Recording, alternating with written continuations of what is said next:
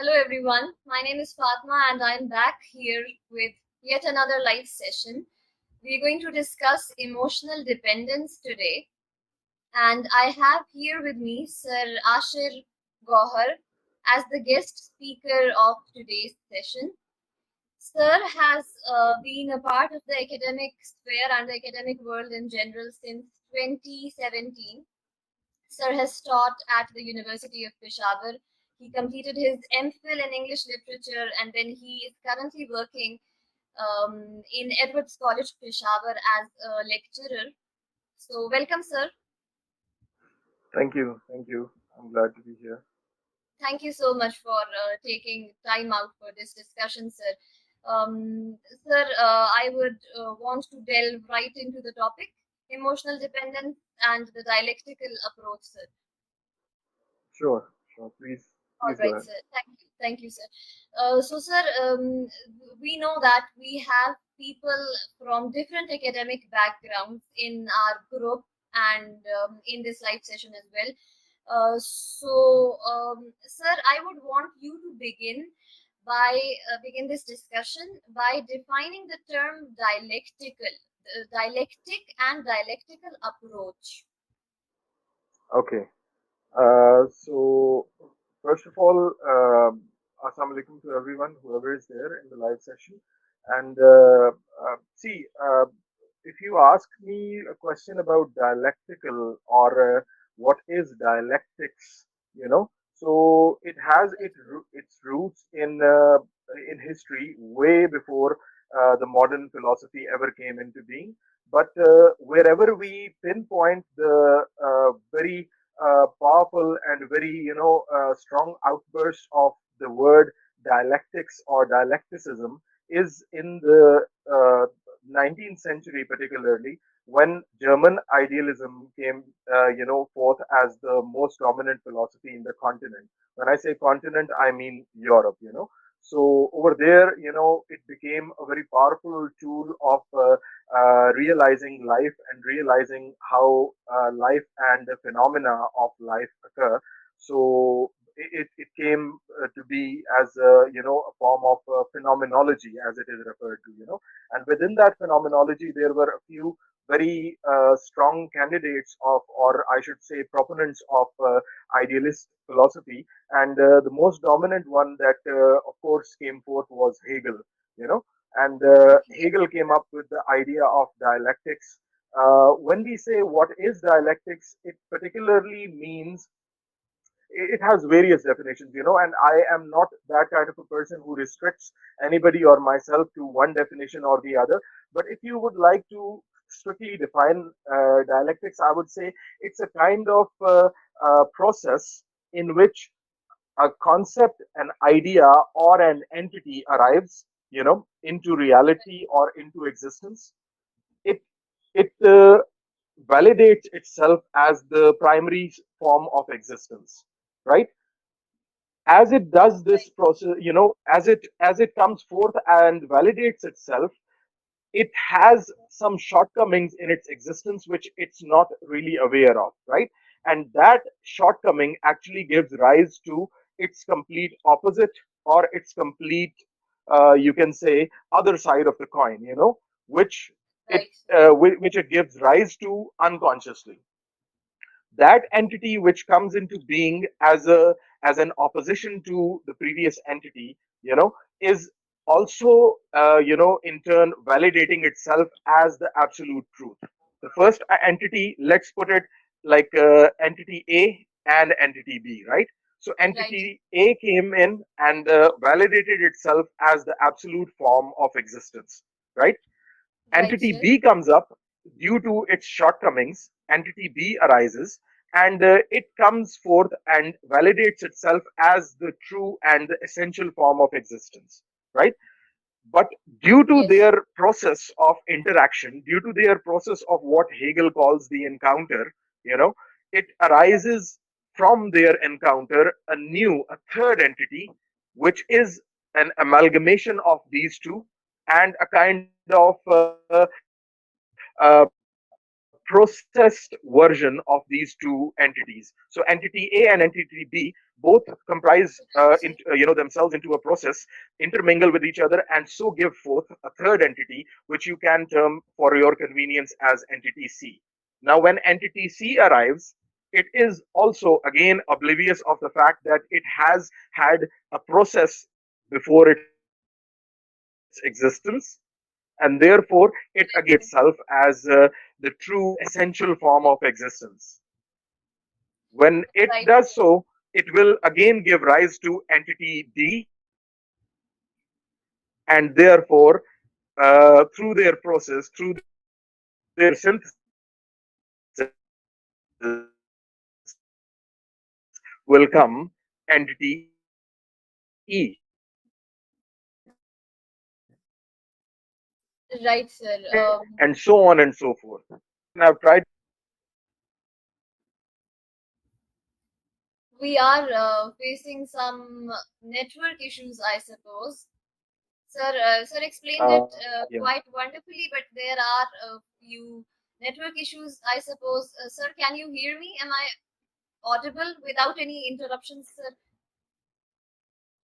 Yes, at the moment you are. Previously, there were a few problems, but at the moment you are Disruptions, absolutely clear. network I hope the disruptions. answer was clear and there were no interruptions. There were the answer is clear. There were disruptions, network disruptions in the middle, but it was clear, sir.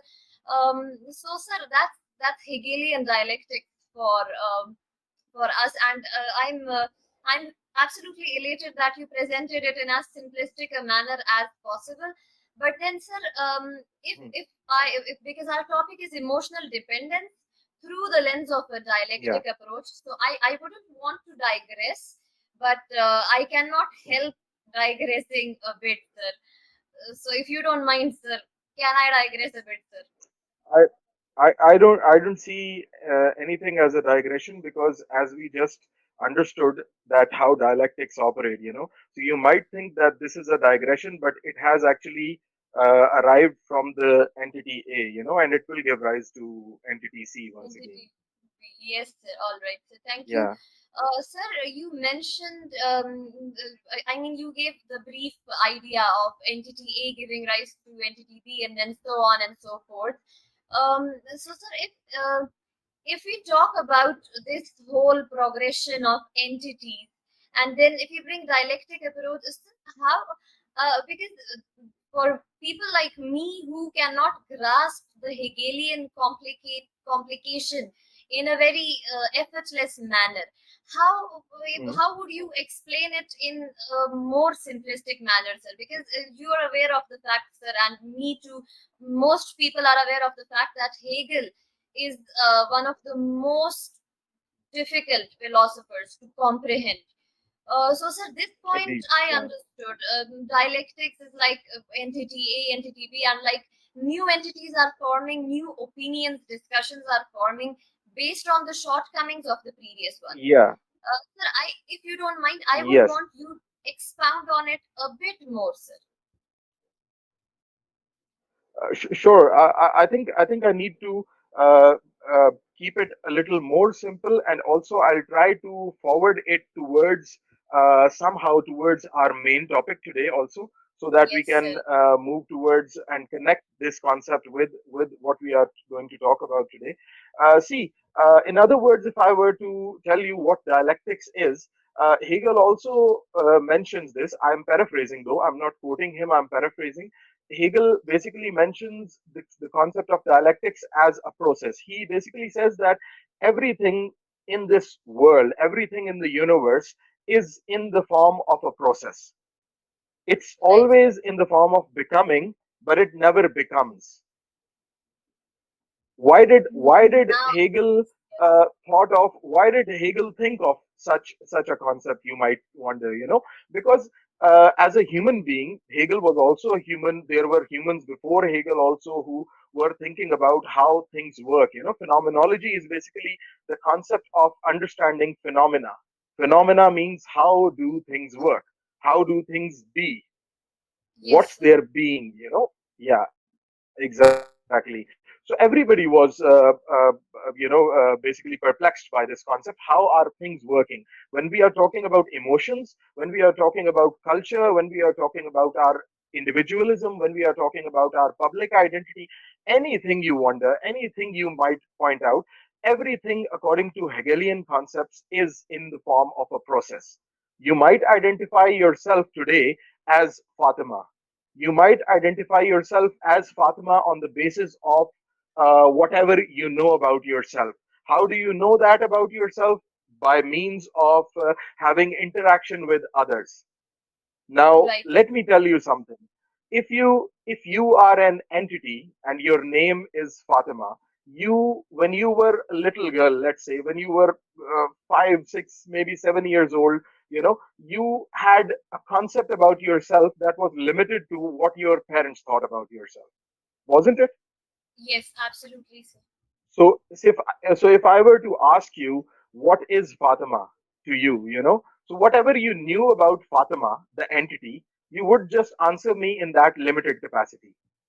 Fine. Yes, sir. But Yep, yep. but as you grew, you came across other entities other than your father and your mother, and Yes, sir. as you were growing, as you were passing through your life, the more you came across other people, the more you started comprehending the other sides of yourself which you were previously oblivious to, right?